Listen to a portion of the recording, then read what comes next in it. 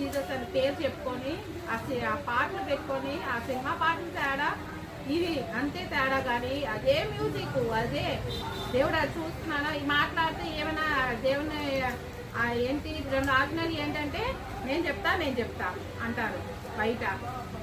వాళ్ళని అడిగితే ఇప్పుడు ఆ డ్యాన్స్ వేసే వాళ్ళని అడిగితే చెప్పరా? చెప్తారు. ఏం చేస్తున్నారు? దేవుని హృదయపూర్వకంగా ఆరాధిస్తున్నామా లేదా అని చెక్ చేసుకోవాలి. రెండోది ఏంటి?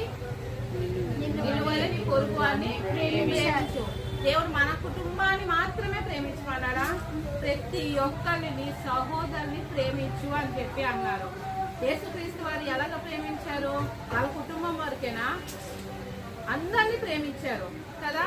అలాగే మనం కూడా ఏంటంటే హృదయపూర్వకంగా దేవుని ఆరాధించాలి. ఎక్కడికి వెళ్తున్నామో, ఏ సన్నిధికి వెళ్తున్నామో అది ఆచారంగా ఉందా అనేది కూడా చెక్ చేసుకోవాలి.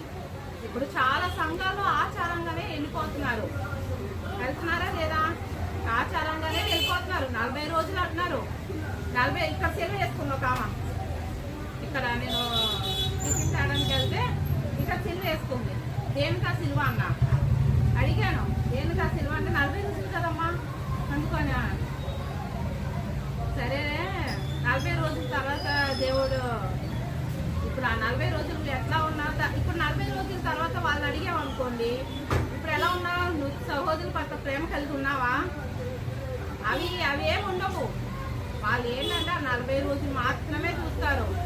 చాలా భయంకరంగా ఉంది బయట పరిస్థితి. తెల్ల చీర కట్టుకొని సిలువ వేసుకుంది, నల్ల సిలువ. ఇక్కడ అసలు నాకు అసలు తెలియదు ఇక్కడ సిలువ వేసుకుంటారని. నేను ఫస్ట్ టైం చూసేసరికి ఏం కొత్తగా ఉంది అని చెప్పేసి మళ్ళీ చూస్తే మళ్ళీ సిలువ ఉంది. బూడిదతో ఏమో మరి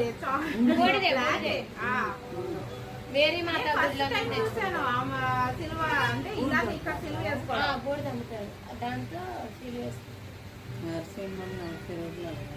సిలువ వేసుకొని తెల్ల చీర కట్టుకొని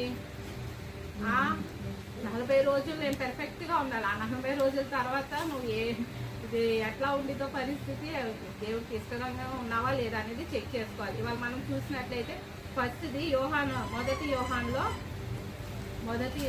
యోహాన్ రాసిన పత్రికలో 4వ అధ్యాయం 20-21లో చూస్తే, ఎవడైనను నేను దేవుని ప్రేమించుతున్నానని చెప్పి తన సహోదరుని దూషించిన ఎడల అతడు అబద్ధికుడగును.